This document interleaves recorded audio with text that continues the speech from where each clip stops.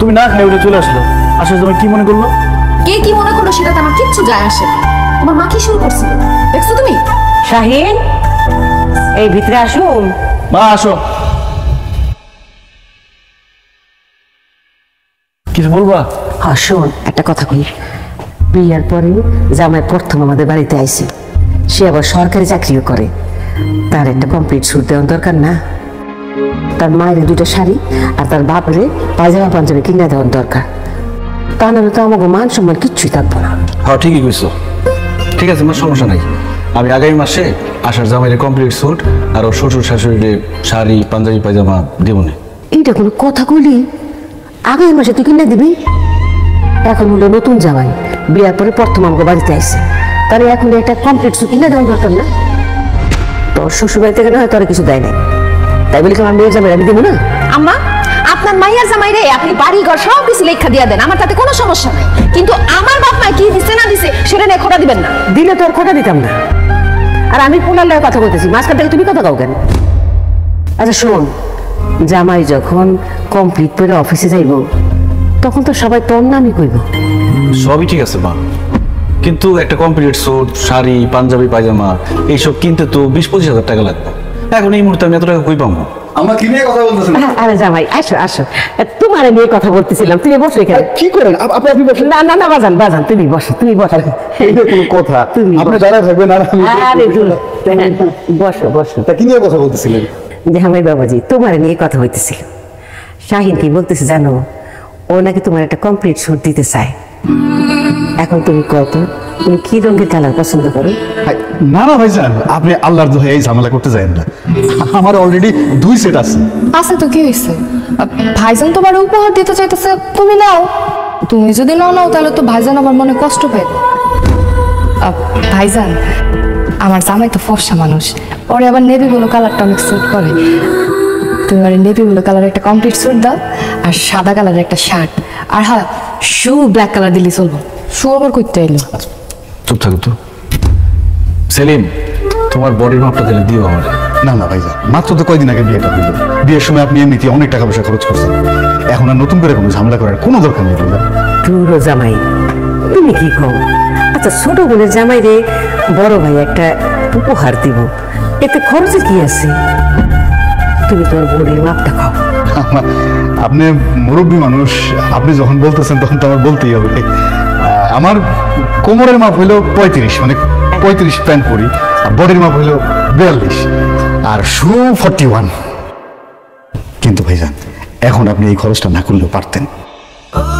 জামাই বাবাজি, বেশি কথা কই না তো। এখন তুমি ঘুমাইতে যাও, বেশি রাত জাগলে আবার তোমার শরীর খারাপ করো। যাও উঠো, তাহলে যাই ভাইজান, যাই। যাও শুয়ে পড়ো। চল।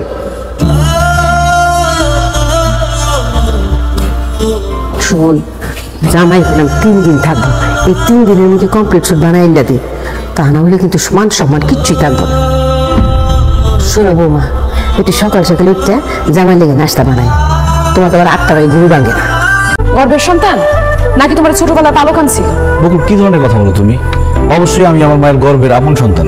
তুমি যদি তোমার মায়ের আপন সন্তান হও, তাহলে তোমার প্রতি তার কোনো ভালোবাসা মায়া স্নেহ মমতা কোনো কিছু নাই কেন? তোমার মা তার মেয়ের জামাইরে যে পরিমাণ ভালোবাসা আদর করে স্নেহ করে, তার 10 ভাগের 1 ভাগও তোমার প্রতি তার নাই। তুমি তোমার বোনের বিয়ের সব খরচ দিছো, দোকান বন্ধক রাখছো, আমার বাপের কাছ থেকে টাকা ধার নিছো, আমার বিয়ের গয়না খুলে তারে সব দিয়ে দিছো। সেই টাকা তুমি কিভাবে শোধ করবা সেইটা নিয়ে তার কোনো মাথা ব্যথা নাই। এখন সে আবার এসে বলতেছে মেয়ের জামাইরে একদম কমপ্লিট স্যুট দিতে হইব। তোমার মা কি কোনো আক্কেল নাই? আমার তো মনে হয় সে কোনো মানুষ না, সে একটা অমানুষ। দেখো বকুল, আমার মা যা করতেছে আমার বোনের সুখের জন্য করতেছে। খালি তার মেয়ের সুখটা দেখলে হইব? তুমি যে তার সন্তান, তার ছেলে, তুমি তোমার সুখ শান্তিটা দেখা লাগবে না? তোমার মা তোমার বোনের জামাই পকেট থেকে 1টা টাকা পর্যন্ত খরচ হইতে দেয় না, রিক্সা ভাড়াটা পর্যন্ত তোমার দিয়ে দেওয়া হয়েছে। আরে আমার বোনের জামাই আমাদের বাড়ির মেহমান, উনি আমাদের বাড়িতে আসছে, এখন রিক্সা ভাড়া ওনারা দিলে খারাপ দেখা যায় না, এই জন্য মা আমার দিতে বলছে। মানলাম তুমি রিক্সা ভাড়া দিচ্ছ, খাইতে বসে সে কি করলো? মাছ মাংস মাছের মাথা সব কিছু তোমার বোনের জামাইয়ের প্লেটে তুলে দিল। তুমি যে তার সন্তান, কই তোমার তো 1 টুকরা মাছ দিল না, মাংস দিল না, তুমি তো ডাল দিয়ে ভাত খাই উঠলা।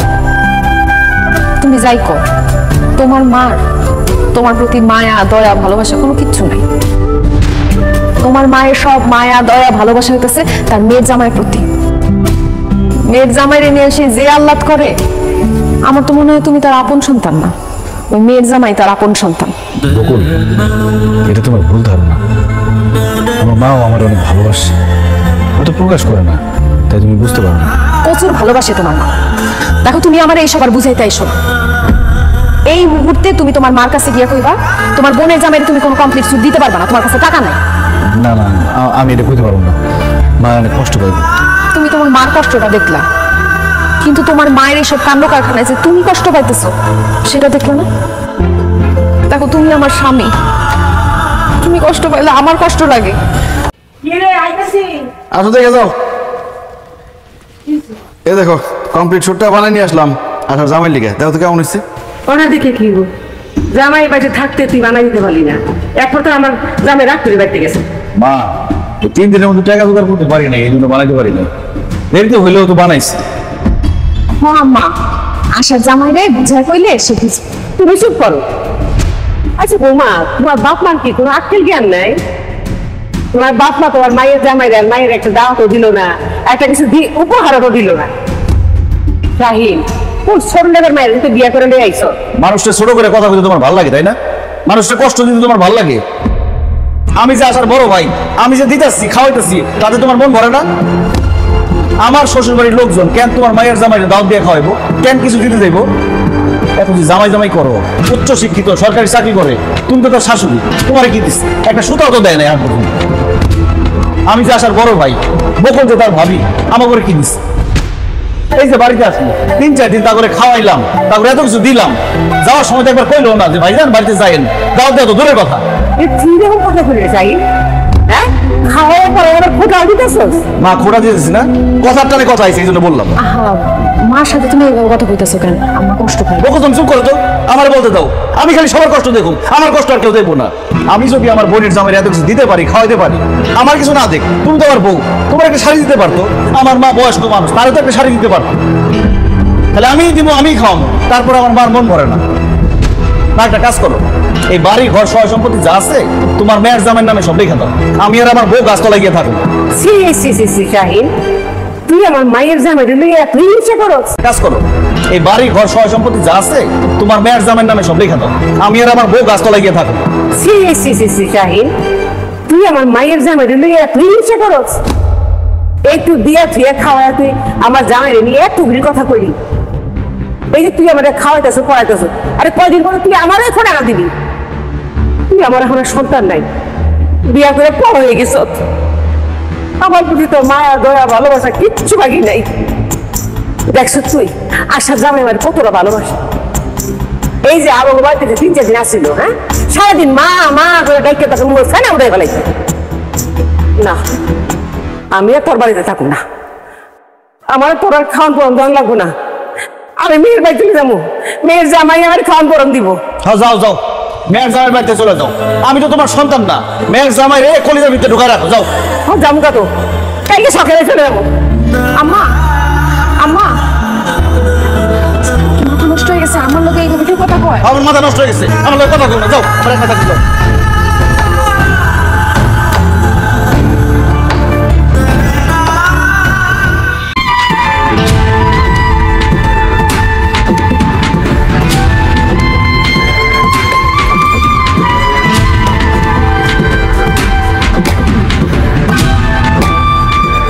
আচ্ছা, মা, মা তুমি কেমন আছো?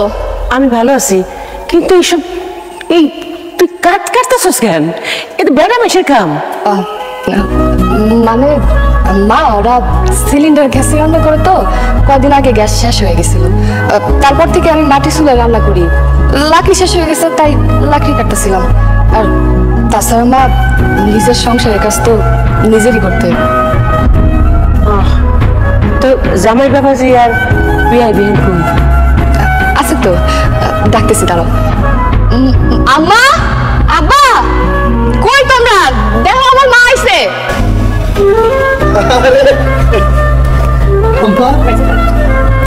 কেমন আছেন আপনি? আমি ভালো